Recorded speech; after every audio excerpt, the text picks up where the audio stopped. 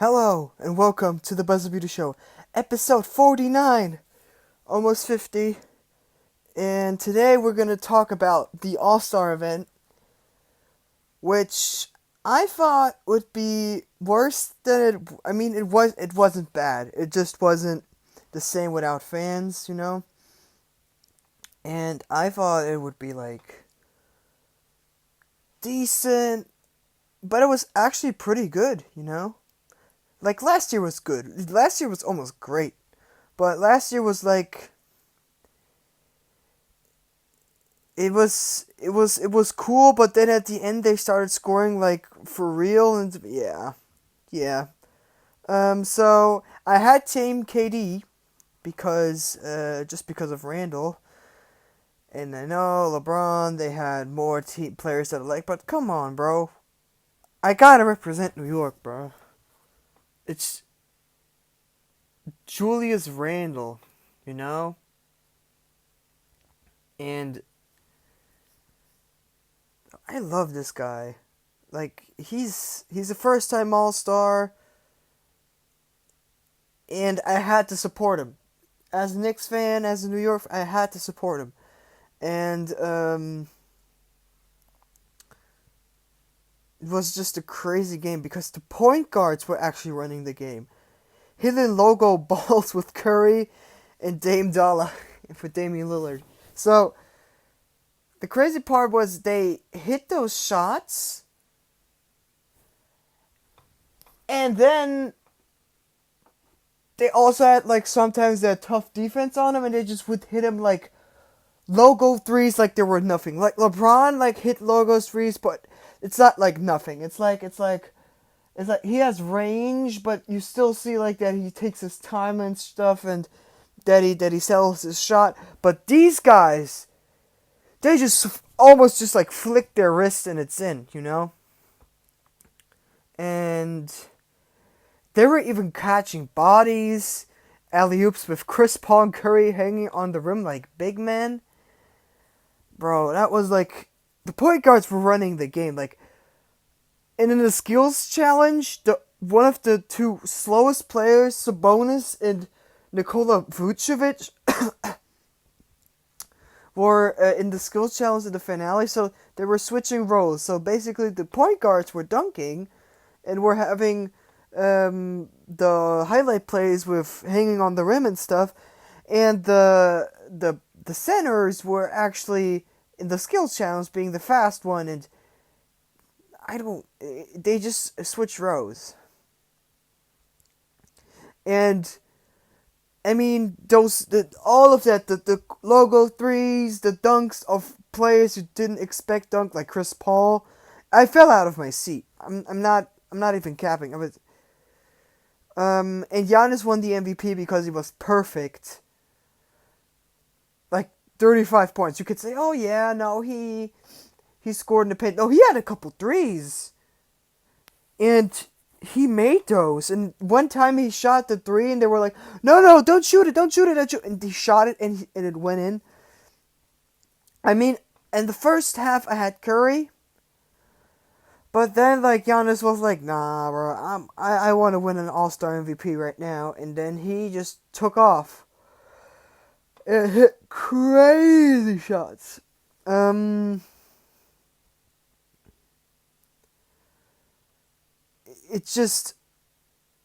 was so crazy because the smaller players were catching dunks and bodies, and it was so exciting to watch those guys. And I've never seen Chris Paul dunking on an alley-oop or even usual. And Lillard, oh my god, his last shot where he hit for game from really, that was almost like OKC against Portland in 2019. Remember when he hit the shot and everybody was like, "Whoa, what?" And he just waved to the OKC players goodbye because Westbrook was disrespecting him. I don't know why, but yeah.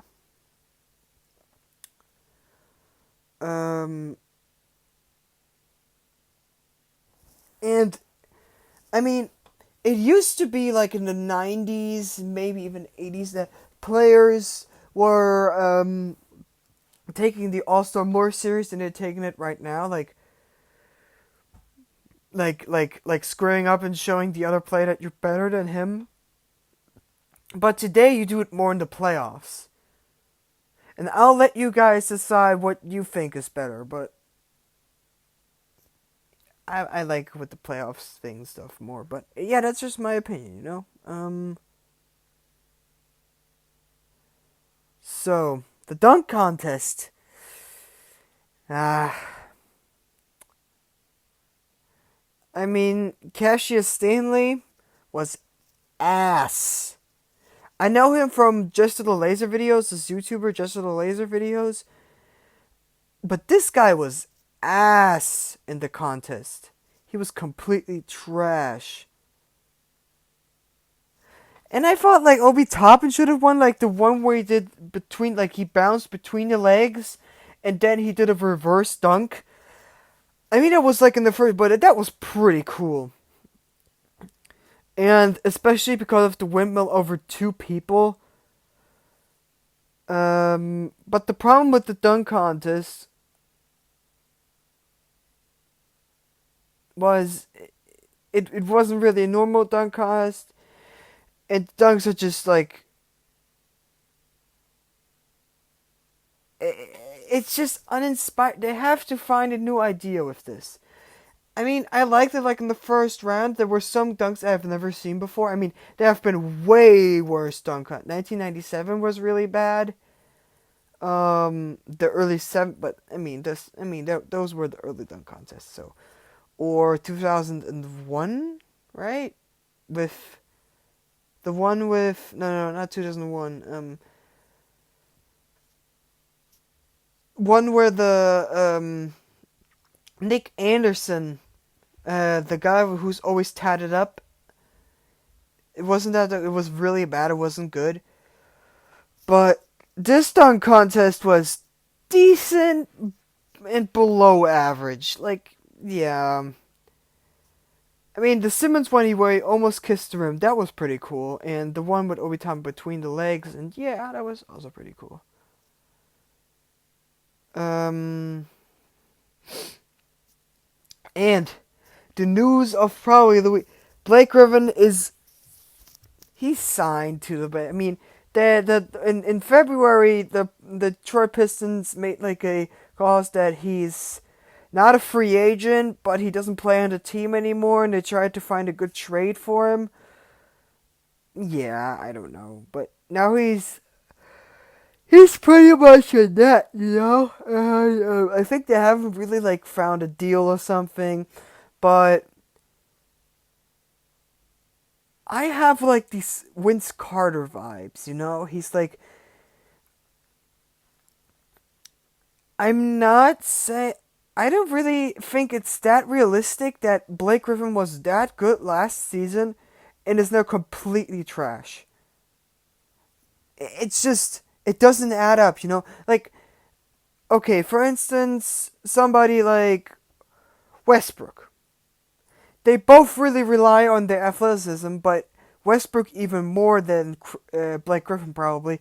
The thing is, they're both like not that they used to be athletic freaks, but Blake Griffin actually had a 3 last year, and I was like, okay. I mean, if he's not that athletic anymore, he can more rely on that. But now all of a sudden it's gone too, like that. I'm like, okay. I mean, I believe him with the athleticism, but to not having a 3 anymore, I just believe after Andre Drummond got traded to the Cavs, I think he was like, yeah, bro, I don't really know if I'm gonna give it my best, you know. He's now a free agent,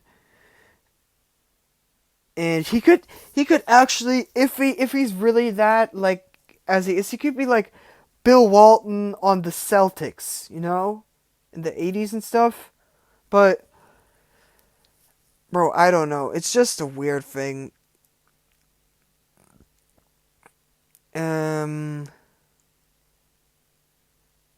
But he lost his step like Iverson, you know? Iverson always was faster and quicker. He crossed up Michael Jordan, you know? But then all of a sudden he got slower, and then players could actually catch up to him. That's almost the exact same thing that happened to Blake Griffin and Russell Westbrook right now. And the fact that you have to be in today's league, you have to be very, very, very, very. You have to rely on your body, and you have to keep your body in shape all of the time. And you have to have great running, because you always have to run back on defense, because offense has become such a lethal weapon in this game. It makes harder for players to like not get injured, you know? I mean, there are stats that show that players this season are like most. I mean, AD is injured, you know, and like AD, it's not really a surprise. He's big, he gets injured fast, but not those many times. Like, the pace is really fast. Like, it has really picked up, and you have to adjust it. That's all. Like, and I believe that Blake Griffin has really not adjusted to that, or he's just pretending. I think he could pull something like Vince Carter off, you know? You feel me? And he has to be willing to be not on the starting lineup, but I think he already knows that. Like, yeah, he's not gonna be the starting lineup on the New York Nets. Did I just say New York Nets? I said Brooklyn Nets. Brooklyn Nets, right? So that's all I gotta say to this Blake Griffin. It's a weird thing. I don't really know if I can trust what he's doing, but yeah, it could be, but I don't want to do any false accusations, you know? Yeah. So, if you like this podcast, leave a like and turn on notifications. It wasn't that long today, but okay. And leave a like, of course, if you like this podcast, and subscribe. Until next time, peace!